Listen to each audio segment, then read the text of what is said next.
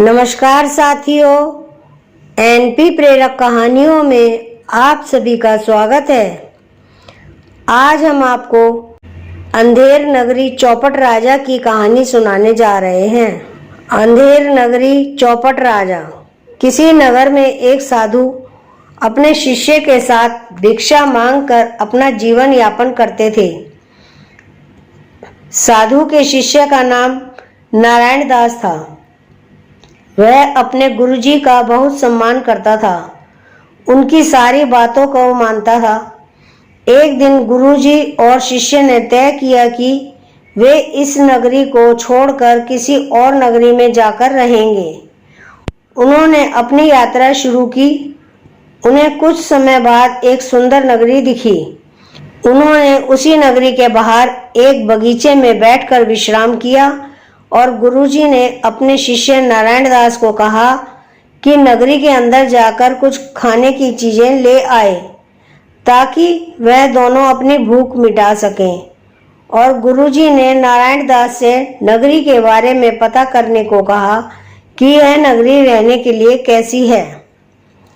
नारायण दास नगरी में गया और उसने एक सब्जी की दुकान से सब्जियों का भाव पूछा। दुकानदार ने कहा, सारी सब्जियों का दाम टके सेर है। उसके बाद नारायण दास ने दूसरी दुकान से अनाज का भाव पूछा। वह दुकानदार ने सभी चीजों का भाव टके सेर ही कहा। उसके बाद नारायण दास ने हलवाई से मिठाइयों का दाम पूछा। उसने भी सभी मिठाइयों का भाव टके सेर बताया। नारायण दास को दुकानदार ने बताया कि इस नगरी में तुम्हें सारी चीजें टके सेर के भाव से ही मिलेंगी। नारायण दास ने दुकानदार से पूछा, इस नगरी का क्या नाम है और यहाँ के राजा का नाम क्या है? तो दुकानदार ने बताया कि इस नगर का नाम अंधेर नगरी है और यहाँ के राजा का नाम चौपट राजा है। वह मन ही मन काफी खुश हुआ और कहने लगा, अरे वाह, अंधेर नगरी चौपट राजा, टके सेर भाजी टके सेर खाजा। नारायण दास के पास 7 पैसे थे। उसने सोचा कि जब सारी चीज़ों का दाम इतना कम और एक जैसा ही है और आज क्यों ना अच्छी अच्छी चीज़ें खाई जाएं। उसने उन पैसों से बढ़िया बढ़िया मिठाइयाँ ली और गुरुजी के पास गया और उन्हें नगरी के बारे में सारी बातें बताई। यह सुनकर गुरुजी ने कहा कि हमें तुरंत इस नगरी को छोड़ देना चाहिए। ऐसे नगरी में रहने से कभी भी मुसीबतें आ सकती हैं, इसलिए यहाँ रहना मूर्खता है। लेकिन नारायण दास को वह नगरी पसंद आ गई थी। उसने गुरुजी से कहा कि मैं इसी नगरी में रहूँगा। यहाँ सभी चीज़ों का भाव बहुत सस्ता है। अगर मुझे कम भिक्षा भी मिली तो मैं अपना जीवन यहाँ मज़े से बिता सकता हूँ। गुरुजी ने कहा कि तुम्हें यहाँ रहना है तो भले रहो, लेकिन जब भी कोई मुसीबत आए तो मुझे याद करना, मैं तुम्हारे लिए तुरंत आ जाऊँगा। ऐसा कहकर गुरुजी तत्काल उस नगरी को छोड़कर चले जाते हैं। नारायण दास मज़े से अपनी ज़िंदगी जीने लगता है। वह रोज़ रोज़ पकवान और मिठाइयाँ खाकर एक ही साल में काफ़ी मोटा हो जाता है। दिन बीतने लगते हैं। एक दिन राजा के दरबार में एक गडरिया अपनी अर्जी लेकर आता है और कहने लगता है, दुहाई हो महाराज, दुहाई हो, मेरी बकरी मर गई। राजा ने गडरिये से कहा, तुम्हारी बकरी कैसे मर गई? इस पर गडरिये ने कहा कि कल्लू के बनिए की दीवार गिर गई, जिसके नीचे दबकर मेरी बकरी मर गई।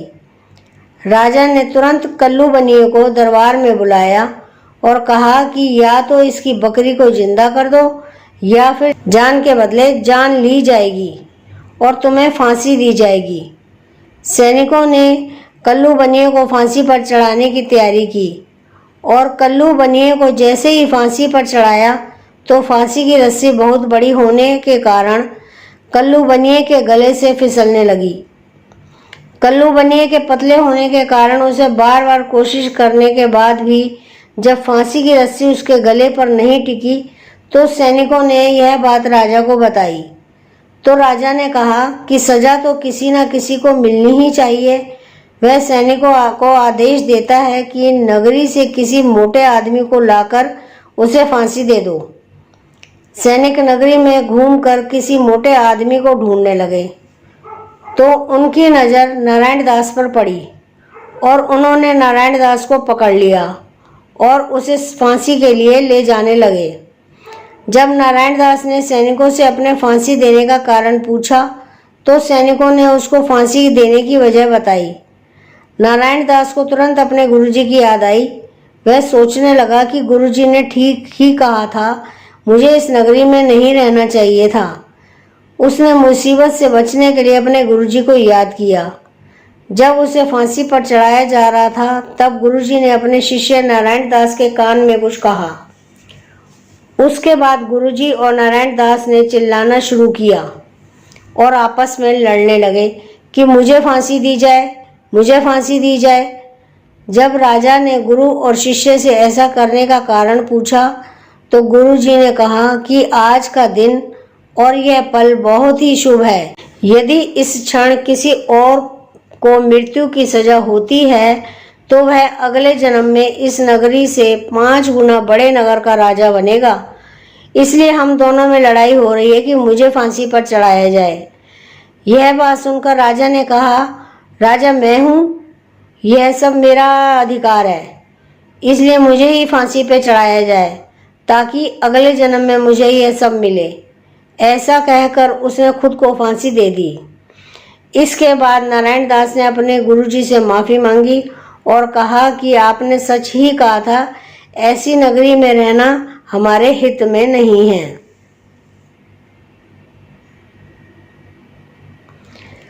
साथियों, अगर आपको यह प्रेरक कहानी अच्छी लगी हो तो आप इसे लाइक करें, कमेंट करें, शेयर करें और सब्सक्राइब करके बेल आइकन बटन दबाना ना भूलें, जिससे कि आप हमारे आने वाली कहानी सबसे पहले सुन सकें।